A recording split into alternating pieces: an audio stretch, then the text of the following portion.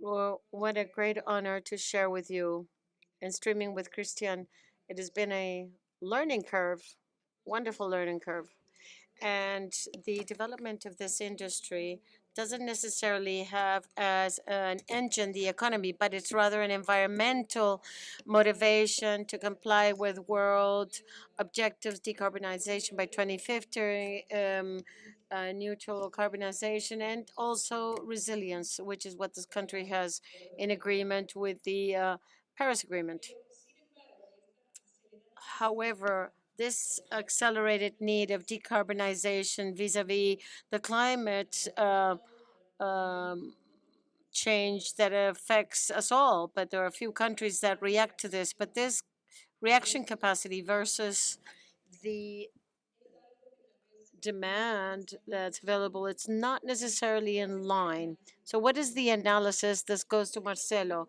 And what would we require to face this alignment with the offer and demand vis-a-vis what we are undergoing in the climate change? Thank you very much for the question, Carolina. It's difficult to give you a concrete answer because it responds to a dynamic process.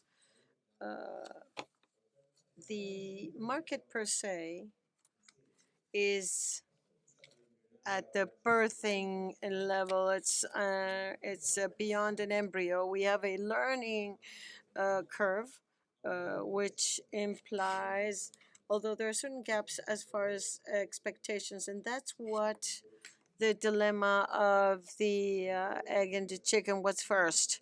Is it the demand that tracks or drives the demand, or is it the demand that drives offer based on concepts, offers, and visualizing the purpose and what it means to carry out the purpose? The presentation, we mentioned, of course, the CODs that are still in under operations, and the CODs don't have to do with development and the timings in real time, which is what technologies require, not only through electrolyzers, but also through other technologies that are added to value chains. So I would say, to summarize, today we have a concrete need.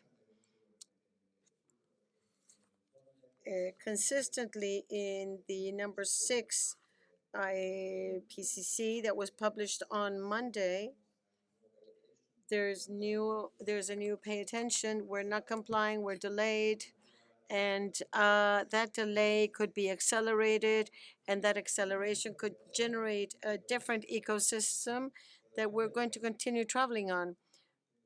So I have a reaction, how we're going to do it and what path are we going to take it. But we do have the conviction that we're going to make every effort possible that our customers and, of course, all the markets in which we operate, they understand fully how we should do it from our standpoint and go with them hand in hand, accompany them. Thank you, Marcelo. Very interesting. In this country, from whether we're advanced or not, there are certain details so that the industry could develop as a fundamental pillar. And this is where the next question goes that I would like to ask Judith. From the standpoint of a company that already has transportation, storage, implementation of infrastructure, how do you see the challenge on behalf of the governance of regulatory and the role of the state when looking at the role that you're going to be looking at the different products, the expansion of the infrastructure, the need for investment? Does it come on the side of subsidies? Do you have incentives? How do you analyze the role of the government here? We see this as, from the standpoint of the government, the 2021 climate change law, and some definitions were set forth, and there were requirements already implemented or definitions set forth for the energy industry. And with our own strategic plan, it gives us a roadmap that we are designing to establish clear milestones to go from today to tomorrow. And the profound question is, how do we reach the tomorrow? And what characteristics do they have? Today, the most important role that's defined is 2050, so that Chile will become carbon neutral. As you were saying, 50% of that carbon neutrality comes from absorption, and the other percentage has to be provided by the industrial between 18 and 25. It will vary, the figure. So based on that, we see that the portfolio has to change, and it's no longer, I would say, defined by a law defined by the government, but rather from the market. The investment banking industry already asks you, what are you doing? What are your plans? What are your milestones? The investment banking is already asking us, where is our scope 3? Because some years ago, nobody would ask you that. It was unthought of. The insurance companies ask the same. Insurance companies say, well, as of this moment, we're going to classify our portfolio between higher or lower risk in the environmental context, and that is essential. I believe that there are various action paths that encourage companies, particularly ours, because it is a refining company, drilling of fossil fuels, to begin understanding what is the roadmap that will comply with our role to 2050 as a first alternative, and see what else we can do, but always thinking of the company's viability. And there's a very important and relevant aspect. We cannot begin carrying out all sorts of activities associated to products that are not competitive today, and the market does not take it as a substitute unless there are subsidies related, which we do not have. Last year, through Corfo, there was a call for tender, uh, but from that standpoint, we hope that this will increase. The country has enormous needs, and one of them is this one. And what we believe is that we responsibly, what we have to do is take as a light, how do we participate in that milestone, and how do we generate a roadmap with very clear um, milestones that everyone is asking us for, not only the government. Thank you very much. In fact, considering this light that you were referring to, there are major areas, uh, there are stakeholders that are a beacon to this.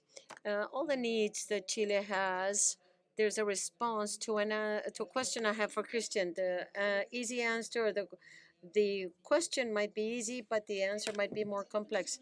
But mentioning the Felix United States project that you have, why did you decide to carry out that project in the United States and not in Chile? Basically, that is the question.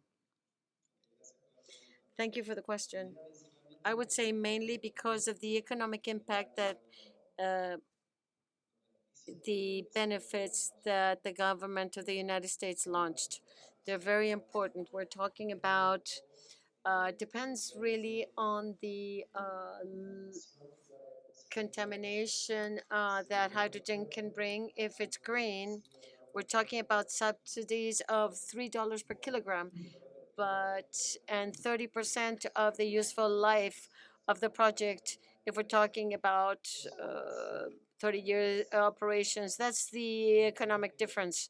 It's a We have to recall that we seek these projects to be sustainable.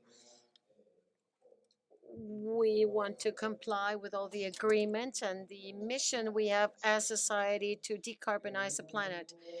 But if we don't have regulations that force you to buy the green product or somehow uh, flatten the playing field, or that could apply taxes to contaminant elements, you have to compete with prices. And hydrogen is trying to replace diesel or other type of fuel, and the price is complex.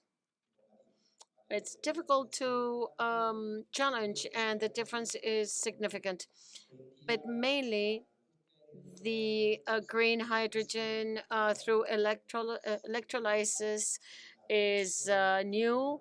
The hydrogen production at the global level, it's much lower than 5%, is done by electrolysis. All the other methods are contaminant methods. The projects of electrolysis are low in the world. We are an incipient market. Therefore, equipment projects today, or prices today, are not what the future will bring if we have a market. But having said this, is that the subsidy system of the United States allowed hydrogen to compete with its diesel alternatives. And this is why you have guaranteed that what you're going to produce is going to be able to be sold. And that is a major difference. And that's what we do not see in Chile. But that doesn't mean that in the future we will not see it. We know that in the electrolyzer prices will go down. We hope that the market will adopt more hydrogen, whether abroad or locally. And locally, we want to develop projects that will allow us to be in a position to continue investing to 2025. The United States is right now going through the subsidies, and South America is going to be at that stage in 2025, to summarize. It is an economic decision. The costs of equipment you refer to in this question goes to Marcelo. Do you believe that the cost of the equipment that are required for this industry is going down as the market expects, or not? Well, they are dropping in a sustained process or line. I had to evaluate various projects for the region for 3 or 4 years now, about $1,000 per kilowatts. And we had to explain what those $1,000 per kilowatt meant in this case. And this is where we had electrolyzers versus electrolyzing systems. We had gas plants, and depending on where you're going, you have to understand what that cost includes. Today, for projects, we're talking about $640 dollars a kilowatt, and that means that there is a substantial drop. But the focus or analysis of these projects has to be cost leveled and not capex, because certain technologies are capex, they have advantages in capex, but end up in opex, and vice versa. And what we have to understand, if the target market, if we have more than 16 projects between Australia, Saudi Arabia, Austria, Germany, Sweden, the United States. In each market, there's an ecosystem.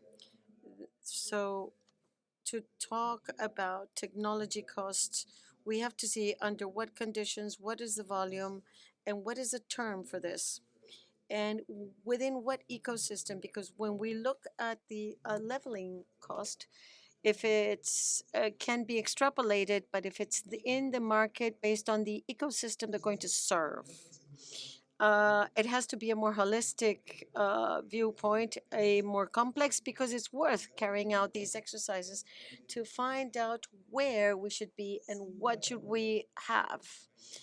There's without a doubt countries that can subsidize, offer demand. They have taken initiatives to activate this. we are in an embryo stage and it's difficult to move because we have uncertainties on the demand and we have certain uncertainties in the offer. So there are alternatives in replacing something new where the production cost, I insist, is based on 67 or 68% of the cost of energy, and we don't know how to drop that cost and the consumption, and not in a cheap and then systemic cost go 14 or $16 per megawatt hour. So 1 to 3% of the cost of water is the most expensive water. It is not above 3%.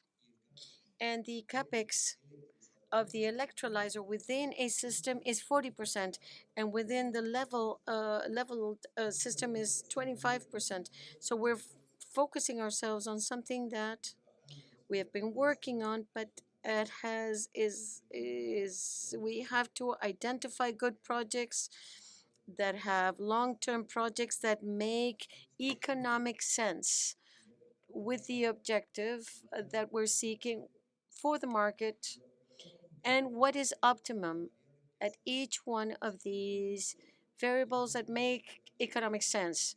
I wouldn't go so much to the capex of the electrolyzer because there are other equipment in the value chain of a gas plant, compressors, and other types of equipment that do not have a cost down reaction, but they do also make the capex in these applications. Thank you. Taking into account the objective, the market, this question is for you, Judith. In the prioritization, strategic from the strategic standpoint, we have to look at the local consumption, or are we talking about exports? And if we're talking about exports, we're talking as a country, as Chile, or we're talking about as a region?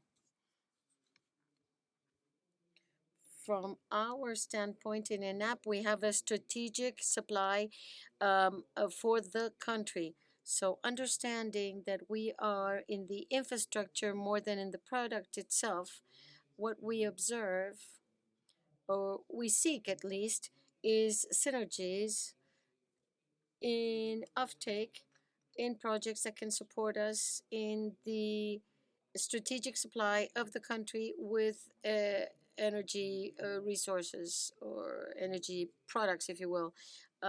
We know that we can associate ourselves with HIF because they produce synthetic fuel, and we're waiting to see competitive prices to be a real substitute for our gasoline or fuel, because in the future it's not going to replace it totally. But as ENAP, we observe this from the national domestic strategy as a supply, because it is our strategic role as a company. But from the Magallanes region, the vision is very clear. It is export, basically. Why? Because in the region we don't have major consumption, we don't have an industrial area that is significant. So all these developments derive from a high wind power potential, which is hydrogen, and also the cost of energy in the line of costs will allow you to reach a competitive value from here to 2030. So I think that the vision today of the region is to export. And within that vision, we want to make those projects viable with the support of infrastructure, but also seeking our position to comply with our strategic role within the country.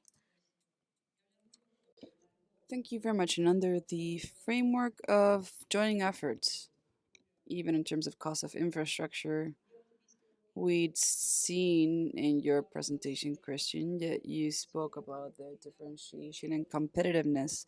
We could have only referred to the export of green hydrogen, the Latin American region, and versus other countries, and the cost. What do you think this is due to? What are the calculation factors that lead you to say, okay, green hydrogen that you can produce and generate in Latin America can be much more competitive than other regions, other countries?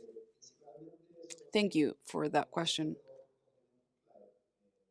there's two key elements. First of all, the level of renewable resources we have in the region. In Chile, for example, we have winds in the Patagonia, which are 13 annual average of 13 meters per second or something that lets you have a factor of the wind power plant of 62%. And where you have capex associated to that type of project, that's much lower than that, thinking about putting the turbines in hills. So with a low capex and good renewable resources, this will allow you to generate energy at a low cost.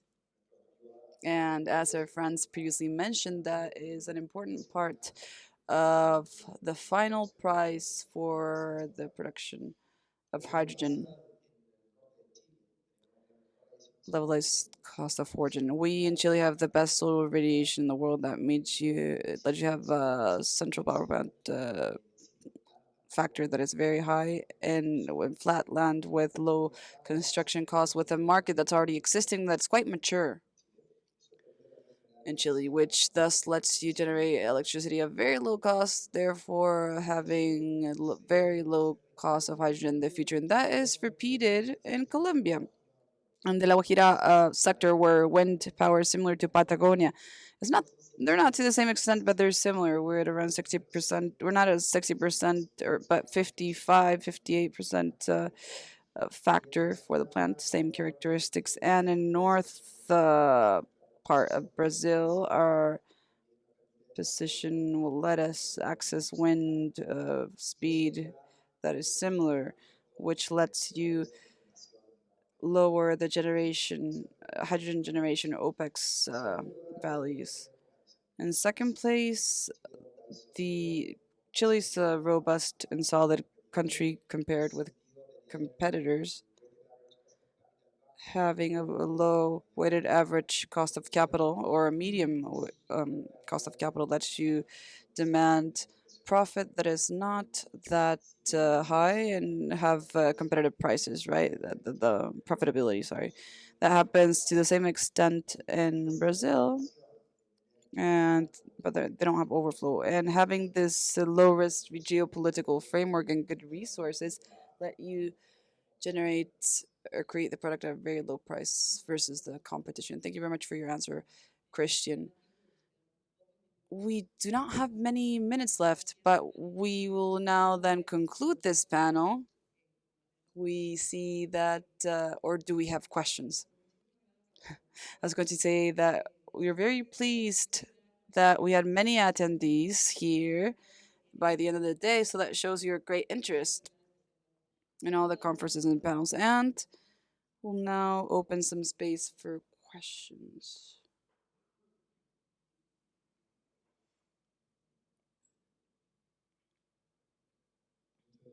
Thank you. Christian, just a question.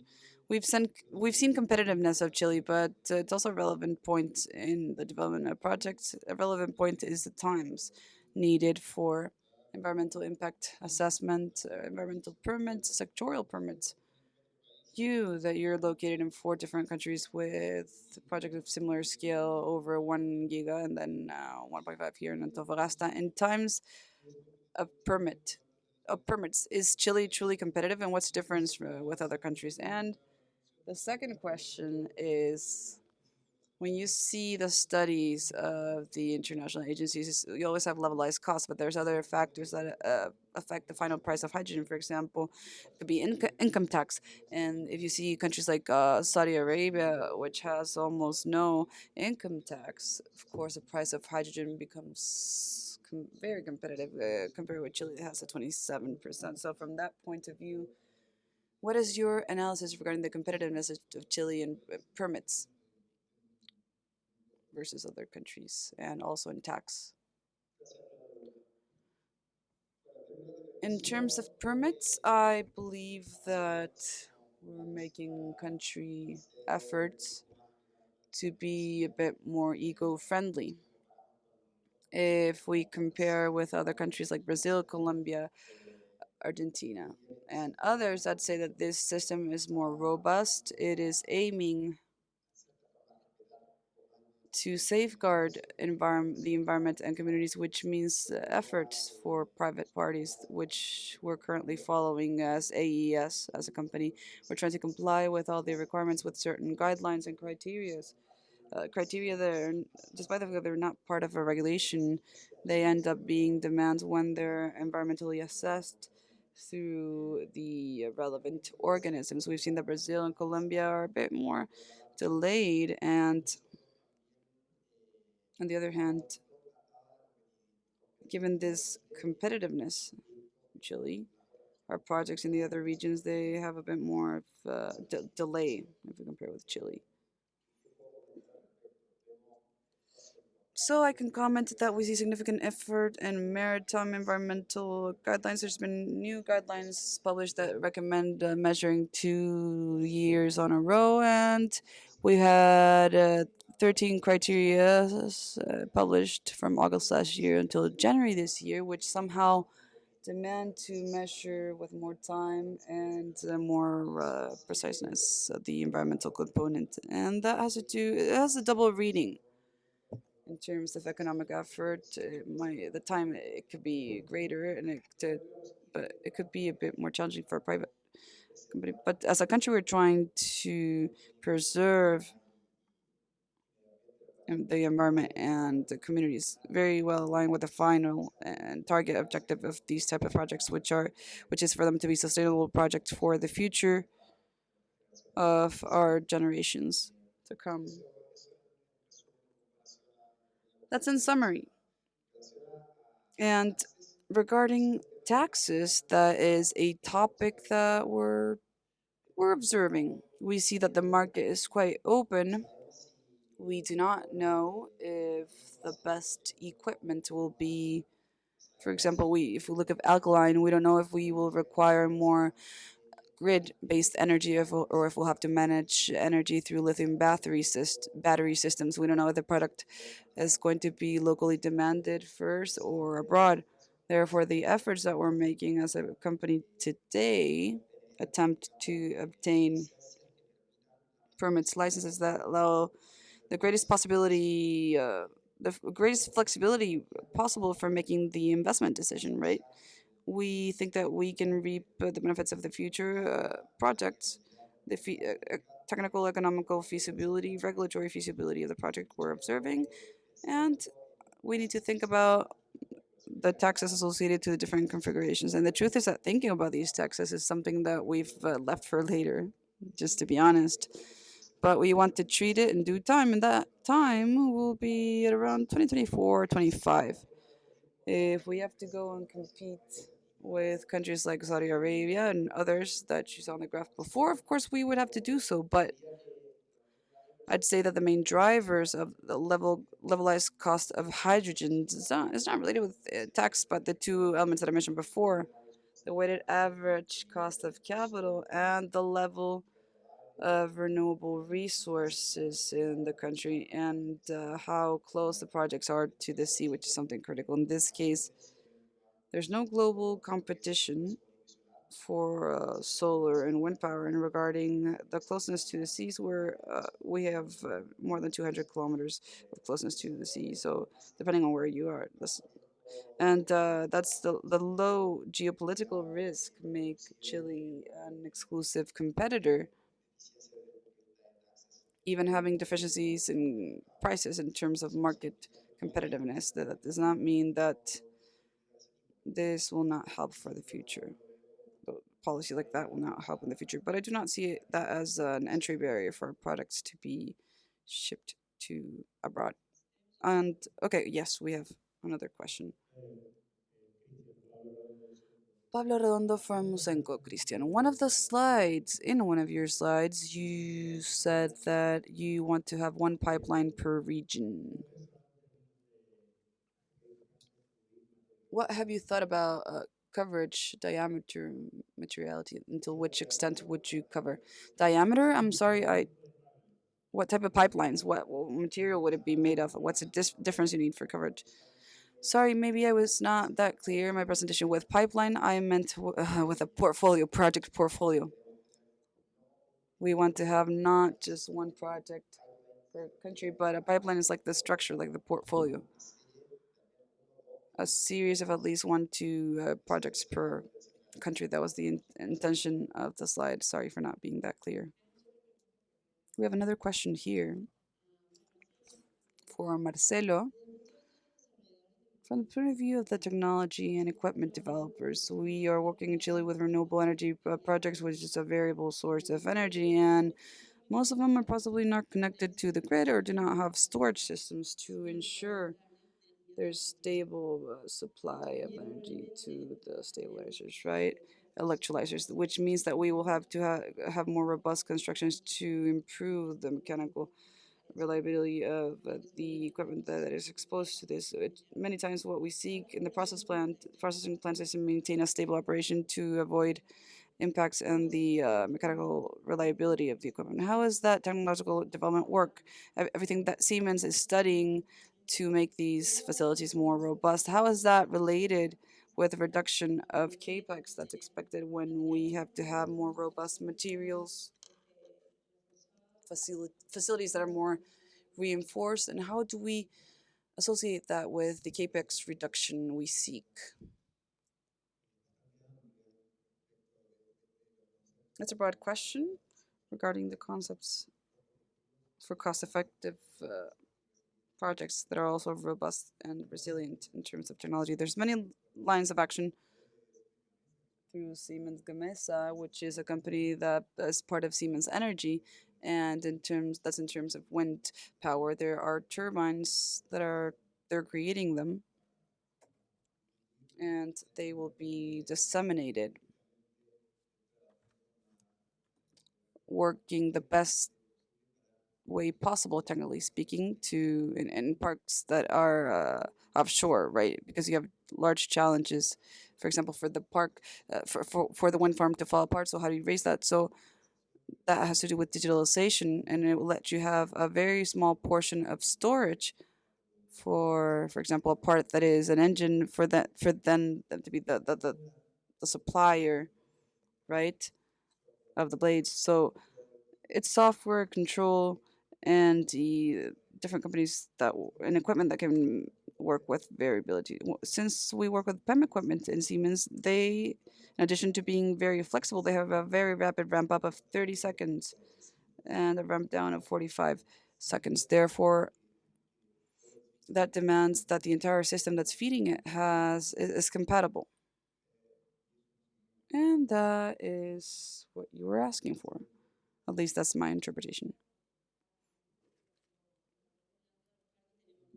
Yes, in the wind farms, we have 9 hours of sun, and there are projects that will be out of service, more time shut down than in service, and possibly you don't have storage. So it's cycles, very cyclical processes. Yes, I'd like to add this to your answer. The first offering chain or link has to do with the consulting area. What they do in consulting area is with energy system design, which is a methodology. They have their own software and they model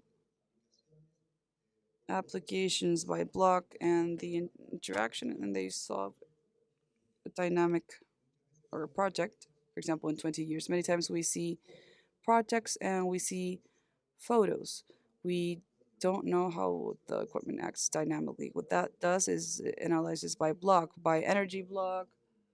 It looks for the optimized levelized cost of energy. For example, if we will produce water electrolysis, green hydrogen, so it's a levelized cost. If we go to our derivative ammonia, we'll take that example. We also take the optimized cost and the interaction between this. So what the software defines is the sizing of each one of the components and where we have to store and what we have to store, if it's convenient or not, the typology of the project.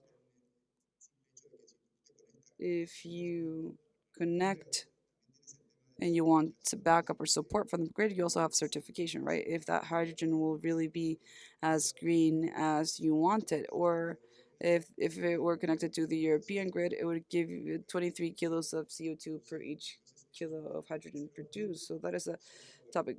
When it's off grid, you seek you model. Okay, I produce with PV. Okay, PV and what else? I store in batteries. I re-electrify with reciprocal equipment to hydrogen, so I do cracking of ammonia again to gasify, etc. So those that modulation, well, the virtue circle that lets you know how this actually works, where you have to execute, and the type of technologies you have to use to always optimize the levelized cost, which is the approach that we must consider. Not focus on this or that, but to see what is your levelized cost and all that added to the local taxes and infrastructure. There's something here that has much burden, and it's the infrastructure that you have for the scale of the project, right? Okay, so we will take one more question. We'll answer it. No more questions? Okay. I'd like to congratulate the three speakers, the panel members we had today. Big round of applause for them.